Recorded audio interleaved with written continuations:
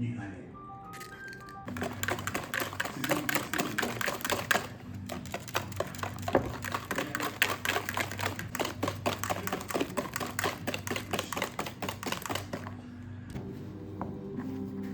Benden değil, Yiğit'ten özür dilemen gerekiyor bence.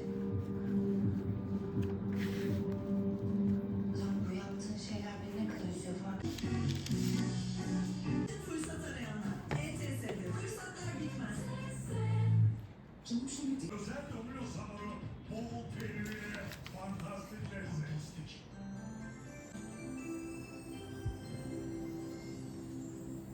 Bu bir vücut değil, senin en değerli yatırımın. Vitamini, egzersizi bol. Ben zamanı iyi değerlendiremedim. Hiçbir şey aklıma gelmedi, hiçbir şey yazamadım. Belki de bu çocukluk masallarımız, gelecekte yaşayacağımız bütün korkuları İnsanlar diyor ki, malın mülkünü alan dolandırıcılar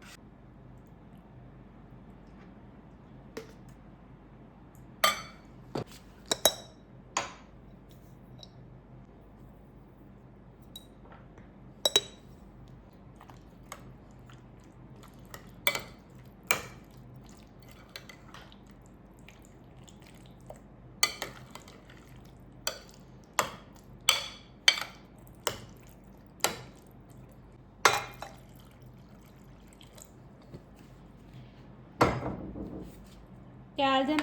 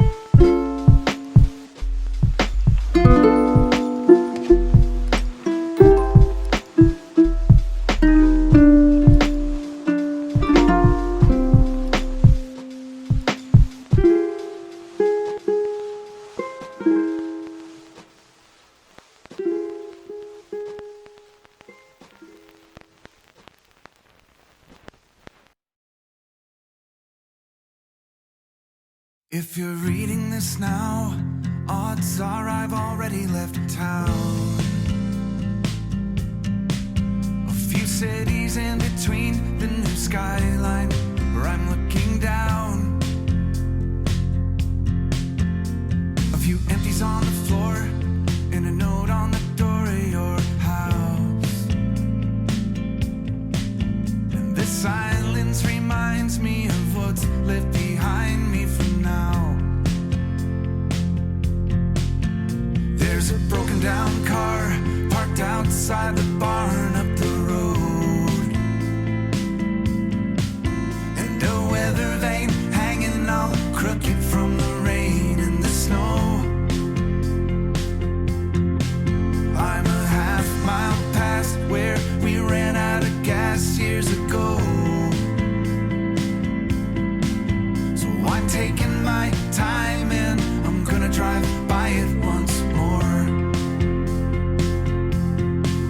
But you'll see there's a new life waiting, and I just don't want this feeling to go. If you're reading this now, please remember the good times we had.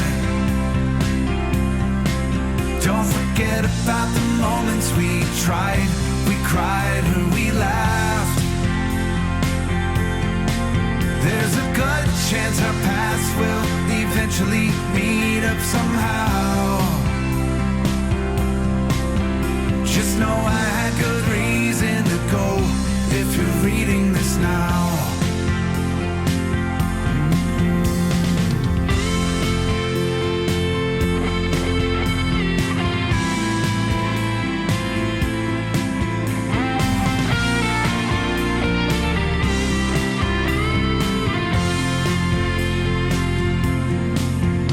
I spent too many nights with the lights out, replaying this scene where we share the same space, the same beautiful place in my dreams. Evet, merhabalar. Şu an saat sabahın 8.30'u. Ben böyle mutfakta harıl harıl bir şeyler yapıyorum. Bugün akşam misafir gelecek ve dedim ki sabah namazından sonra uyumayıp bütün yapılacak yemekleri hazırlasam ve anneme böyle minik bir sürpriz yapsam, akşama kadar da rahat bir şekilde otursak diye bir düşünce vardı kafamda. Şimdi çorbayı hazırladım. Hatta şöyle göstereyim. Şurada çorba var. Blender'dan geçirilecek. Birazcık dibine tutturma gibi bir olay yaşadım. Yani nasıl çorbanın başındayken bunu yaptım bilmiyorum ama neyse. Şurada tatlının şerbeti var. Şurada dolma hazırlayayım dedim. Dolma biberleri yıkadım. Burada da dolma biberlerin içini hazırladım. Şimdi onları tamamıyla birleştireceğim. Böyle yani. Bazı şeyleri yaptım. Şu an işte dolmayı eğer hazırlarsam gerisi çok kolay. Dolma ve yanında sarma yapmayı düşünüyorum. Ve annemler uyanmadan yapmak istiyorum. Nasıl yapacağım bilmiyorum ama annem biraz sonra uyanır büyük ihtimalle. Şöyle bir menü hazırladım. Şu an adım adım ilerliyorum, bakalım gerçekleştirebilecek miyim? Dolmayı hazırlarken bir Reels çekeceğim. O Reels çekimi olmasa aslında çok hızlı bir şekilde hallederim her şeyi diye düşünüyorum ama Reels çekeceğim için birazcık işim uzayabilir. Ama şu anda erkenden, öğlen olmadan bu işi bitirebilirsem helal bana. Evet, şurada dolmalarımız hazır. Şurada sarmaları hazırlamaya çalışıyorum şu anda. İçi ilk başta çok yaptığımı düşünüyordum ama bence yeterli. Hem misafirler hem bize yetecek kadar var diye düşünüyorum. Asla serçe parmak büyüklüğünde değil, tabii ki de kalınlığında değil. Benim için ideal olan şu parmağın kalınlığında olması yeterli diye düşünüyorum.